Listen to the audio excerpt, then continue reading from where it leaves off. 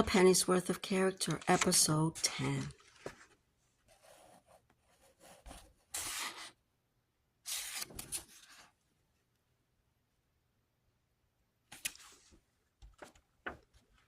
That sack's all right, Mr. Conley said. When I hold one up against the light in the window and look in, if there's a hole big as a pinpoint, it will show big as a dime. John didn't say anything. He couldn't think of anything to say. Even if he could have thought of anything, he couldn't have said it. His tongue felt as if it had been tied down with a twine string, the kind Mr. Conley used to wrap packages. Sean stood there silently as Mr. Conley lifted up sacks 2, 3, 4, and looked in. "These are all right, Sean," he said. "I've not found a hole big as a pinpoint." Then Mr. Conley picked up sack number 5.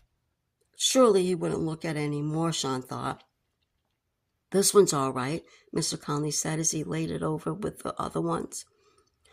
Sean stood there hoping he wouldn't pick up another sack. But he watched Mr. Conley's nervous white hand as it went down to pick up the 6th sack. Sean felt a warmer glow come over his face, and his heart pounded faster as ever while he watched Mr. Conley open the sack and look in. "This one's all right," he said, and put that sack with the other good ones. When Mr. Conley reached for the 7th sack, a box of cereal fell from the shelf. "What was that?" Mr. Conley asked, turning to Sean.